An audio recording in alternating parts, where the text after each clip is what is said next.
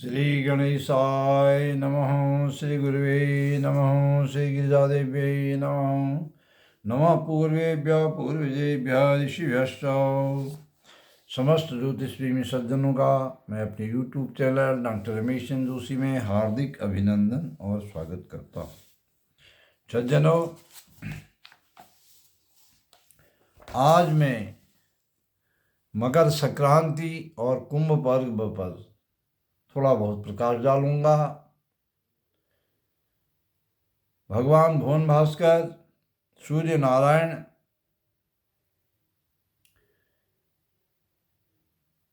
14 जनवरी 2025 को मकर राशि में प्रवेश कर रहे हैं। इस दिन बालव करण में और मंगलवार के दिन संक्रांति का प्रवेश होने से यह महोदरी नाम की संक्रांति उग्र प्रवृत्ति के लोगों के लिए सुखदायक है और नक्षत्र वश भी इसका यही फल है, जिससे उग्र प्रकृति के तमोगुणी चोर डाकू आदि लोगों का भय व्याप्त रहेगा।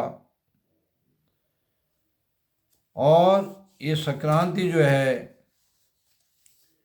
ये 45 मुहूर्ती होने से जो हमारे खाद्य सामग्री हैं, धान्य आदि भाव हैं, उनमें समता का रुख रहेगा, उतार चढ़ाव नहीं रहेगा। और वत्स दक्षिण दिशा में इस माह में है, राहु पूर्व में है, माघ के महीने मकरार्क में मूल स्वर्ग में निवास करते हैं, विवाह स्तंभ वायव्य में है और शुक्र देव का उदय पश्चिम दिशा में है। आप देख सकते हैं पश्चिम दिशा में बहुत चमकीला तारा पश्चिम दिशा में आपको शुक्रदेव के उदय होने का संकेत देता है। और मकर संक्रांति अयन संक्रांति होने के कारण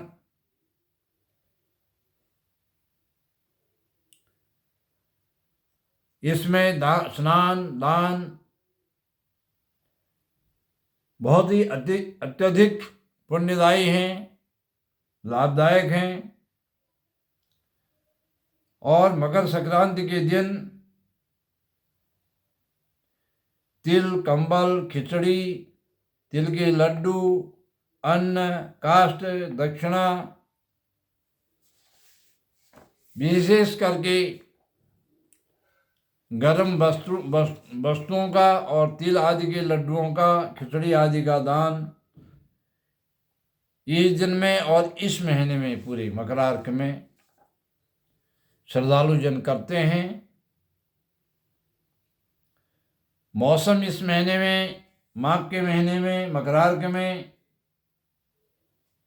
जो हमारे उच्च हिमालयी स्थान हैं, उच्च हिमालयी स्थानों में वर्षा, हिमपात और ओलावृष्टि की संभावनाएं हैं। वर्षा की बहुत अच्छी संभावनाएं हैं और मैदानी क्षेत्रों में शीत लहर चलेगी। भयंकर शीत लहर का सामना जनमानस को करना पड़ेगा।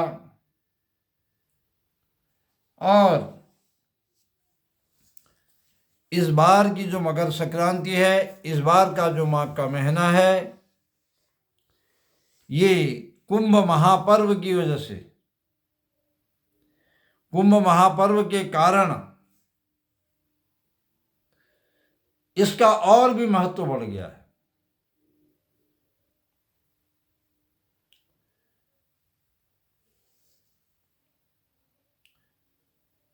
क्योंकि 14 जनवरी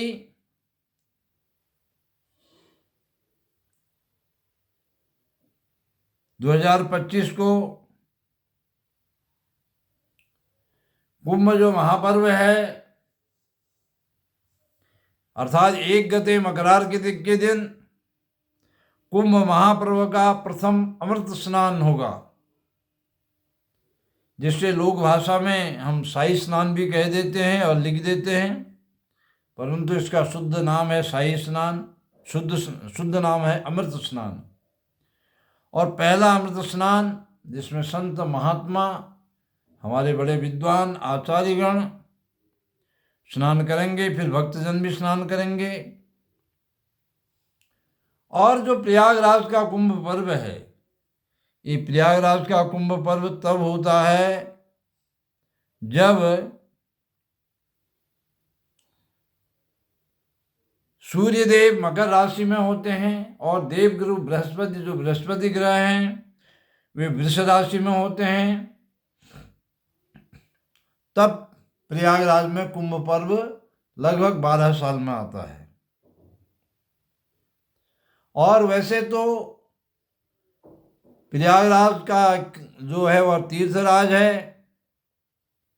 प्रतिवर्ष मकरार्क में प्रयागराज में साधु संत महात्मा जन, आचार्य जन और भक्तगण कल्पवास करने के लिए, 1 माह की कठिन तपस्या करने के लिए और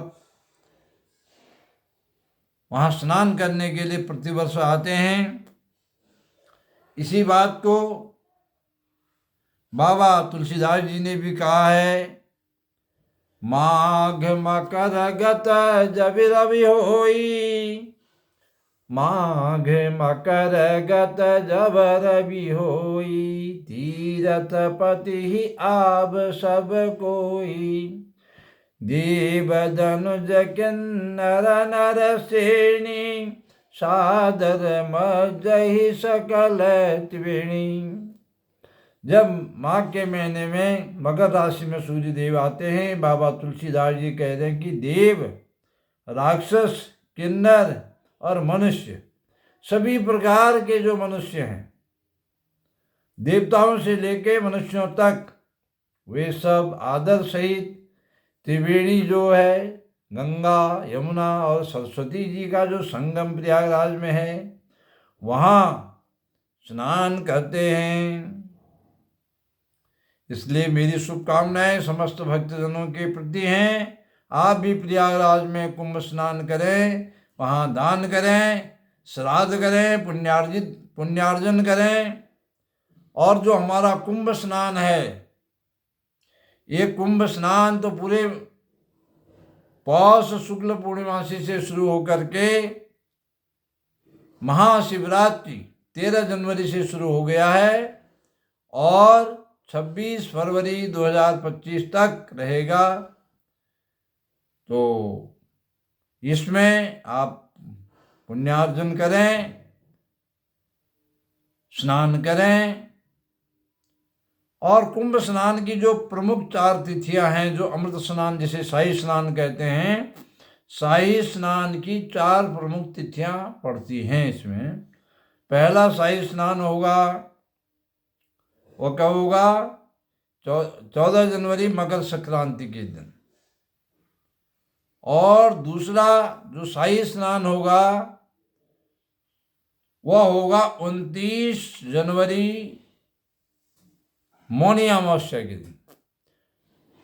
जो हमारे शास्त्र कहते हैं, जो वेद और पुराण कहते हैं और ज्योतिष शास्त्र कहता है, वह कहता है कि इसमें जो मौनी अमावस्या की तिथि है, ये बहुत विशिष्ट है।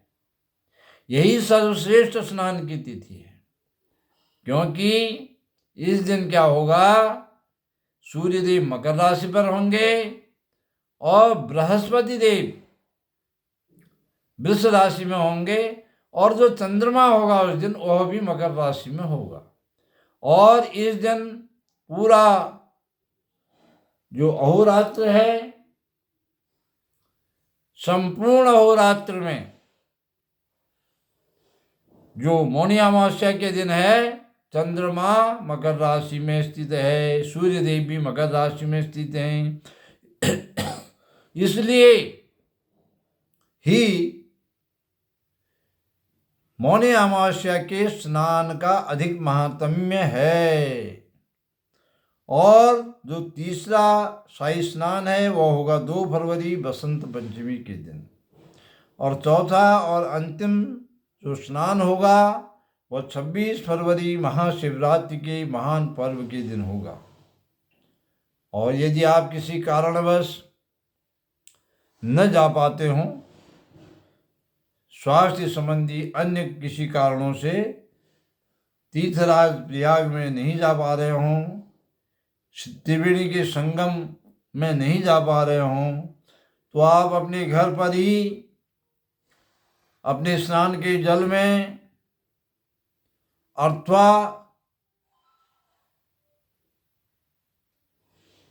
अपने घर के निकट जो तीर्थ हैं, जो सरिताएं हैं, जो जल स्रोत हैं, उनमें आप स्नान कर सकते हैं।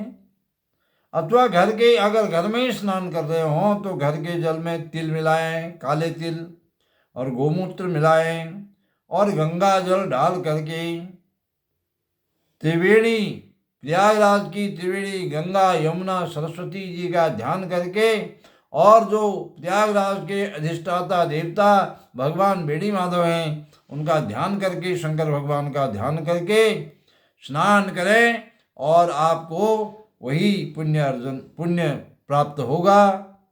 और उसके बाद मकर संक्रांति के दिन अपनी श्रद्धा के साथ दान अवश्य करें, क्योंकि अयन संक्रांति है।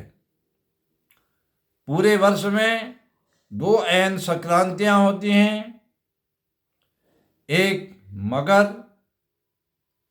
संक्रांति जहाँ से सूर्यदेव उत्तरायण की ओर जाते हैं, और दूसरा होता है कर्क संक्रांति जब सूर्यदेव दक्षिणायन की ओर जाते हैं। इन्हें अयन संक्रांति भी कहते हैं। तो इन संक्रांतियों में स्नान, दान, पुण्य, जप, तप, यज्ञ आदि का अधिक महात्म्य है। इस प्रकार से सूर्यदेव के उत्तरायण में जाने पर और कुंभ स्नान के महान पर्व पर, कुंभ स्नान का बहुत ही महान पर्व इस बार आया है। इन दोनों पर्वों की आप सब सनातन धर्म मतावलंबियों को मेरी ओर से बहुत बहुत हार्दिक शुभकामनाएं। भगवान बेड़ी माधव आपका सर्वविध कल्याण करें, गंगा माई आपका सर्वविध कल्याण करें। इसी मंगल शुभांशा के साथ माँ भगवती गिरिजा देवी के पदनख ज्योति का ध्यान करते हुए मैं अपनी वाणी को यहीं पर विराम दे रहा हूँ। हरि ओम तत्सत, हरि ओम तत्सत, हरि ओम तत्सत।